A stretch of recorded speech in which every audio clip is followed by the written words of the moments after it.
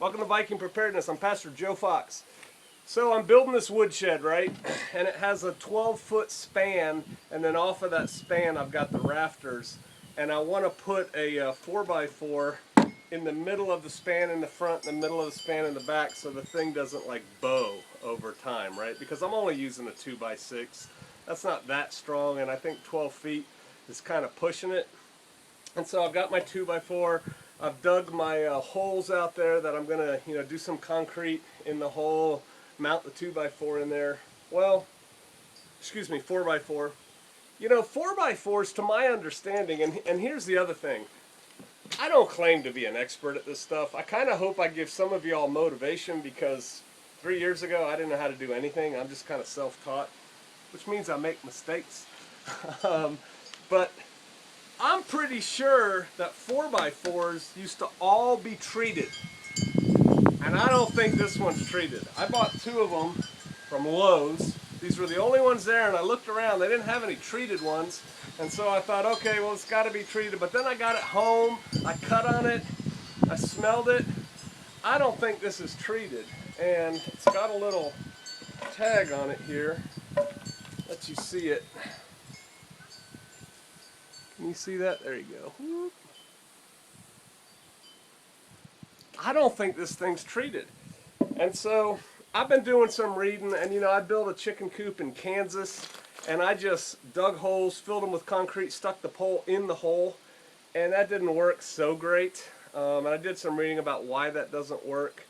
But then I had a neighbor tell me, no, man, if you put treated lumber in there and you make sure water's not flowing on it, it'll be fine. And so, because I don't think this is treated, I took a piece of treated 4x4. This is going to go down in the hole, and then I'm going to mount them together, which is the purpose of this lesson. So hold on a second.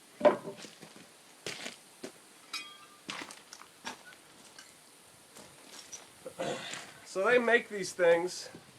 Whoop, I'm trying to get low enough so you can see me. They make these things right here, and they're made to go on the end of a 4x4 like this, and then you can put another 4x4, and you just nail it, 3 nails on this side, 3 on that side, 3 and 3, and it'll hold it together for a vertical support. Well, check this out.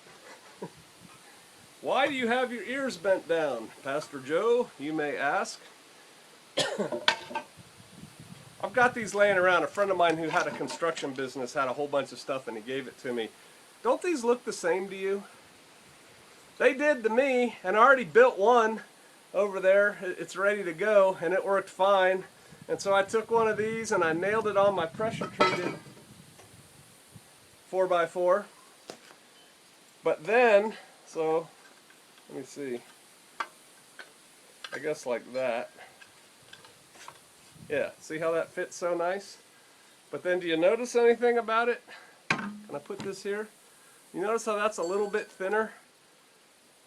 This 4x4 does not fit in this slot. And I'm like, what? So then I did what you're supposed to do, that we never do, is read. And right here it says 4x. That's what goes on the 4x4. But over here on the next one it says 2x. It don't fit a 4x4.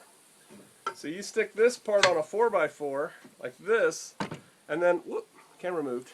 Instead of sticking another 4x4 here, that's not what it's designed for. What this is designed for is 2 pieces of 2x, like 2x6, 2x8, 2x4, whatever, side by side, going to make like a joist or something, and this will support that like on a deck.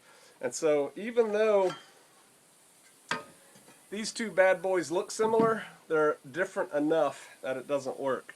And so I'd already nailed this thing on here, and then I'm not going to take these nails out. And so what I decided is this is now going to be the bottom. This part's going to go in the concrete, and I've got these little ears sticking out. I've bent them down with a hammer, so that'll even hold the concrete better. Hey, slowed me down a little bit, gave me an idea to talk to y'all, but it pays to read every now and then. And the other thing is, don't get discouraged. Don't go crazy. Just when you have a problem, which, you know, I created my own problem. I get that. Solve the problem. You know, there's a lot of different ways to do it. I know a lot of people are probably going to tell me, don't put your 4x4 post in concrete, because I've done the reading on that. But like I said, I saw my neighbor's, his 4x4 posts that are in concrete are shielded from the weather, as mine will be. And I'm just not that worried about it. It's a woodshed. The other thing is, if this post right here rots off in the ground, I can cut it off and redo the same thing again and do it differently next time. You know, pull the rotted post out of the concrete, pour concrete, stick a bolt in, and do it that way. This way's easier. It's going to get it done. It's going to let me move on to other projects. All right. Hey, moral of this story, read and think about what you're doing before you do it. Saves you time and effort and money. And I think the big moral is, you can do it. I'm doing it. I didn't know how to do any of this stuff 2 years ago. Some of you are probably laughing and going, yeah, Pastor Joe, you're still kind of a soup sandwich. Hey, we're getting it done. Do what you can with what you got where you're at. All right, I'll see you out there.